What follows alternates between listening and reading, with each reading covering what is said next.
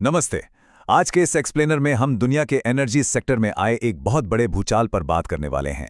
1 मई 2026 की तारीख।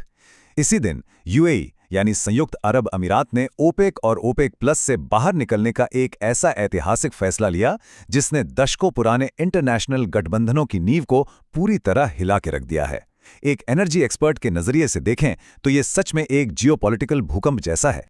इस फैसले की गंभीरता को ऐसे समझिए, एमएसटी फाइनेंशियल के head of energy research Saul Kavonic ने इसे सीधे तौर पर ओपेक के अंत की शुरुआत कह दिया है। ईरान युद्ध की वजह से इस वक्त दुनिया वैसे ही एक भयंकर एनर्जी क्राइसिस से गुजर रही है, और ऐसे माहौल में यूएई का बाहर जाना ये सिर्फ एक देश का किसी ग्रुप को छोड़ना नहीं है, ये पूरी दुनिया के तेल बाजार के समीकरणों को हमेशा के लिए बदलने वाला कदम है। तो इस विश्लेषण में हम किन किन पहलुओं को कवर करेंगे। पहला, यूएई का इस ऑयल कार्टेल से बाहर आना। दूसरा, ओपेक लीडरशिप की गिरती साख। तीसरा, तेजी से बदलते ग्लोबल गठबंधन। चौथा, ऑयल मार्केट की भयंकर अस्थिरता। और आखिर में सबसे जरूरी पॉइंट, भारत की एनर्जी सिक्योरिटी पर इसका सीधा असर। चलिए बिना देर किए शुरू करते हैं। सबसे पहले आते हैं हमारे पहले हिस्से पर, यूएई का इस विशाल ऑयल कार्टेल से एग्जिट। 1967 से जो देश इस ग्रुप का एक मजबूत पिलर रहा हो, उसका अचानक यूं अलग रास्ता चुन लेना कोई छोटी बात नहीं है। इस झटके को सही से समझने के लिए ओपेक के असली दबदबे को समझना जरूरी है। पेट्रोलियम निर्यातक देशों का ये जो ग्रुप है ना, और इसका जो बड़ा नेटवर्क है जिसे हम ओपेक प्लस कहते हैं, ये दोनों मिलकर पूरी दुनिया की लगभग 41 से 50% तेल आपूर्ति को कंट्रोल करते हैं। मतलब दुनिया भर में तेल की कीमतें क्या होंगी, ये काफी हद तक यही ग्रुप अपनी मर्जी से तय करता आया है। अब इस बात पे गौर कीजिए, ओपेक के कुल प्रोडक्शन में अकेले यूएई की 12% की भारी भरकम हिस्सेदारी रही है। सऊदी अरब जैसे दिग्गजों के बाद यूएई ही इस कार्टेल का मेन इंजन था। तो जब यूएई बाहर जाता है तो इसका सीधा सा मतलब ये है कि कार्टेल के कंट्रोल से लगभग 3.5 मिलियन बैरल प्रतिदिन का तेल छिन गया है। ये इतना बड़ा वॉल्यूम है जो रातों रात बाजार का पूरा रुख बदल सकता है।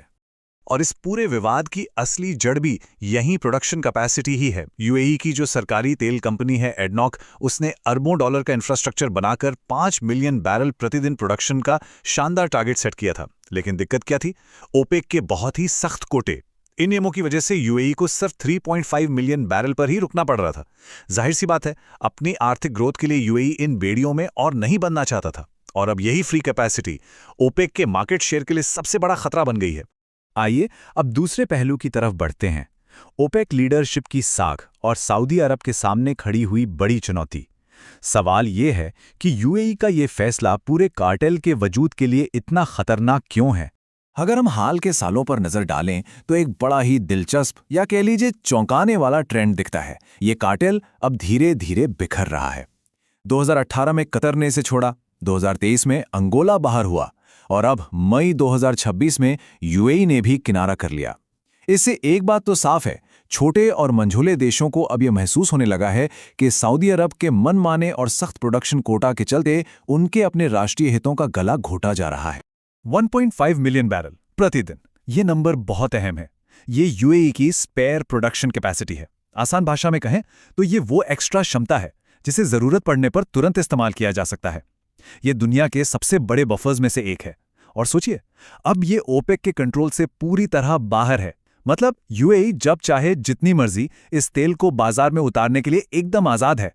इस ऐतिहासिक अलगाव की वजहें बिल्कुल साफ थीं। सबसे बड़ा झगड़ा तो स्ट्रैटेजी का था। सऊदी अरब की सोच थी कि सप्लाई को कम रखा जाए ताकि बाजार में कीमतें हमेशा ऊंची रहें। लेकिन यूएई का विजन अलग था। वो प्रोडक्शन बढ़ाकर ग्लोबल मार्केट में ज़्यादा से ज़्यादा शेयर कैप्चर करना चाहता था। इसके अलावा अपनी इकोनॉमी को सिर्फ तेल से आगे ले जाकर डाइवर्सिफाई करने के लिए यूएई को तुरंत भारी फंडिंग की ज़रूरत थी, और ये सब ओपेक की सख्त पाबंदियों के रहते हुए तो बिल्कुल संभव नहीं था। चलिए अब तीसरे सेक्शन पर आते हैं, बदलते गठबंधन और जियोपॉलिटिक्स। देखा जाए तो ईरान युद्ध ही वो आखिरी चिंगारी साबित हुआ जिसने इस ऐतिहासिक एग्जिट को मुमकिन बनाया। कूटनीतिक मोर्चे पर एक बहुत गहरी निराशा अंदर ही अंदर सुलग रही थी। हुआ ये कि जब अबू धाबी और दुबई पर ईरानी ड्रोन हमले हुए तो साथी अरब देशों की तरफ से कोई भी मजबूत जवाबी कार्रवाई देखने को नहीं मिली। इस ढीले रवैये ने यूएई की उस इमेज को बहुत गहरी चोट पहुंचाई जो उसने एक बेहद सुरक्षित इंटरनेशनल बिजनेस हब के तौर पर बनाई थी। इसी बात ने उन्हें अपनी स्ट्रेटेजिक निर्भरता पर दोबारा सोचने के लिए मजबूर कर दिया। अगर हम इन भू राजनीतिक बदलावों को स्टेप बाय स्टेप देखें तो तस्वीर एकदम क्लियर हो जाती है।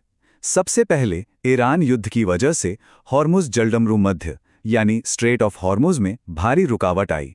इसके जवाब में यूएई ने तुरंत अपने लिए एक स्वतंत्र आर्थिक रास्ता तलाशना शुरू किया और अब्राहम एकॉर्ड्स का पूरा फायदा उठाते हुए उन्होंने अमेरिका और इजराइल के साथ अपने रणनीतिक संबंध बेहद मजबूत कर लिए। ये पूरी तरह से एक नया पश्चिमी झुकाव है जो अमेरिका और यूएई की दोस्ती को एक नए लेवल पर ले जाता है। अमेरिका के पूर्व राष्ट्रपति डोनाल्ड ट्रंप का एक बहुत ही मशहूर बयान था कि ओपेक पूरी दुनिया को लूट रहा है। अगर उस नज़रिए से देखें तो इस कार्टेल का टूटना असल में अमेरिका के लिए एक बहुत बड़ी कूटनीतिक जीत है। अमेरिका हमेशा से ओपेक मेंबर्स पर तेल की कीमतें कम करने का प्रेशर डालता रहा है। ऐसे में यूएई का बाहर आना अमेरिका और यूएई के बीच इस नए और मजबूत होते अलायंस का सबसे बड़ा सबूत है। अब आते हैं चौथे भाग पर, ग्लोबल ऑयल मार्केट की अस्थिरता।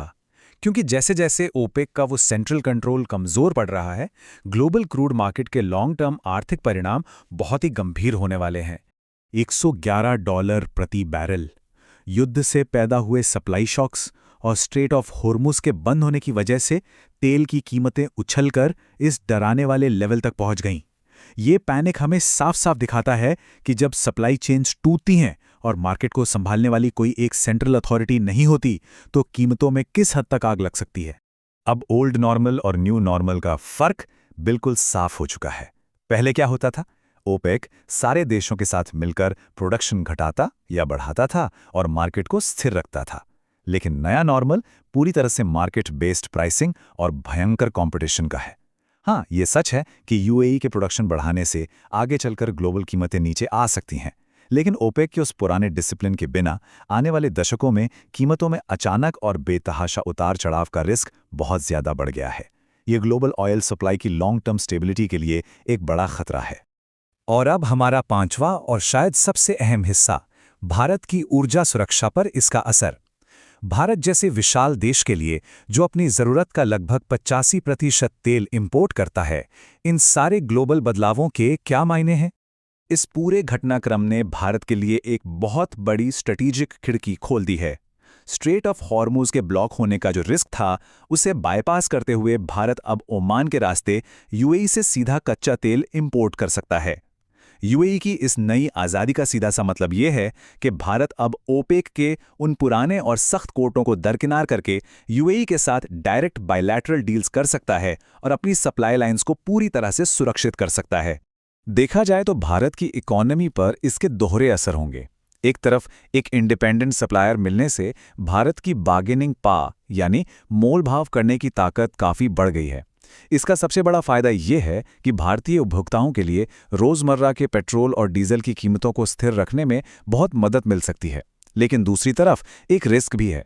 ग्लोबल मार्केट की भारी अस्थिरता के चलते अचानक आने वाली महंगाई और बढ़ते करंट अकाउंट डेफिसिट के खतरों से भी देश को पूरी तरह अलर्ट रहना होगा। तो इस पूरे डीप डाइव को हम एक बहुत ही बड़े जियोपॉलिटिकल सवाल के साथ खत्म करते हैं। बदलते गठबंधनों और इस नई आज़ाद मार्केट कॉम्पिटिशन के इस नए दौर में क्या ओपेक जैसे पारंपरिक एनर्जी कार्टेल्स अपना वजूद बचा पाएंगे?